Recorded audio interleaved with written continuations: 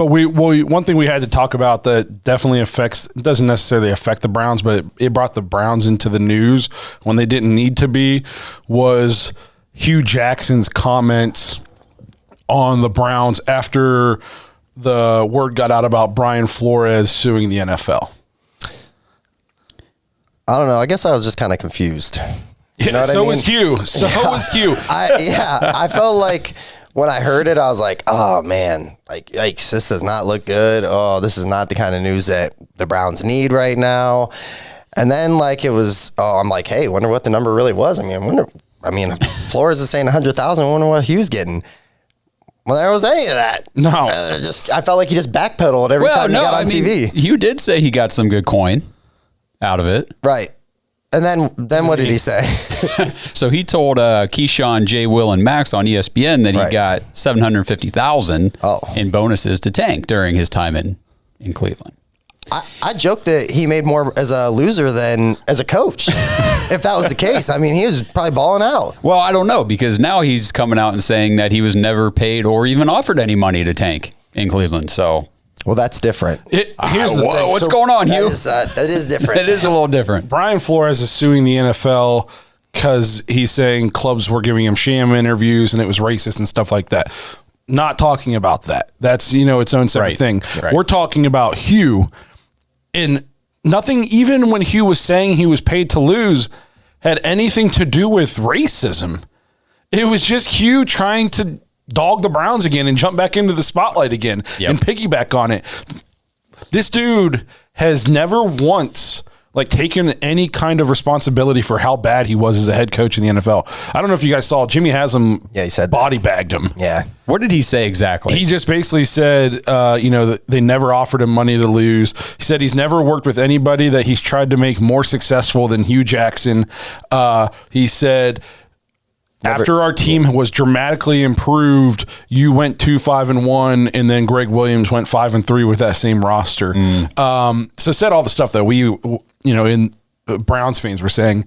And then he also went on to say, Hue Jackson's never taken any responsibility for this. He said, I have. Yeah. He said, and rightfully so, as the owner, I've taken a ton of responsibility.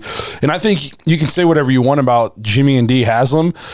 They've not been afraid to admit that they've made mistakes. I mean, they'll move off somebody. They're paying 10 head coaches, I feel like, just to get the right guy in here and the right GM and stuff like that. Yeah. They've owned up to their mistakes.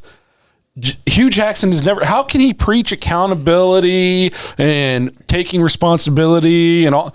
He is such a stooge. He is a POS. I mean, Hard Knocks really, really opened my eyes to just how big of a phony that guy was.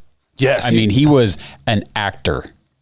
He was just trying to put on a show for everybody, for the cameras, for whatever the situation was. There was no authenticity whatsoever to him. It's no wonder the guys didn't respect him at all. It's crazy to believe that at one point I was excited to get him as a coach. Yeah, we all were, right? I mean, I'm sure you were too. I was excited just for anybody that signed a contract to come to speak with us. Well, but if you remember, when we signed Hue Jackson, he was the big name, right? The high-profile offensive coach. Correct. Innovator. He went 8-8 with the Raiders, even though they were terrible. Yeah. So that's why I wanted him so much. I was like, this guy. But then didn't he only get that one season or something in Oakland? That should have been a. Yeah, it should have been. He went 8-8, and they still canned him after 1 year. We just kind of put it on. Well, that's the Raiders being the Raiders. Maybe it was Hue Jackson. Yeah. You know what I mean? And I hate that guy. Jeez. I hate that. I hate him. He's a piece of crap. And we watched him for his first 2 years. Every Browns fan will admit the goal in Cleveland was 100% not to put the best team out there. We were not trying to win a Super Bowl those 2 years. That being said, he was made aware of that when he took the job. And then he has the balls to come out and say, I just didn't fully understand. Well, who's that on, dude? Who's that on? They didn't lie to you. They didn't try to trick you. They told you what was going to happen. And then we stuck with you for those 2 years because everybody understood the plan. And then when we finally started infusing this team with talent, you still sucked. And then as soon as you left, penalties went down, everything got better, and we went 5-3. And we're playing meaningful football in week 15, 14. Yeah. We had to trade Carlos Hyde just for him to play Nick Chubb. Yes, and don't forget the best draft pick he ever made, and he told everybody, trust me on this. Cody Kessler's the guy. I do remember that. Thanks, He's dude. accurate. Yeah. I remember Right. that was the thing. He's very, very accurate. He can't throw more than 10 yards, though. Going back to, like you said, Hard Knocks, you could just tell. And I got the impression on Hard Knocks, too, like he kind of walked around like his shit didn't stink. Yeah. Everybody, You know what I mean? the entire coaching staff, I felt like, was kind of like, you had Todd Haley. Like, those are two personalities that should not be on the same coaching staff at all. But because there's two.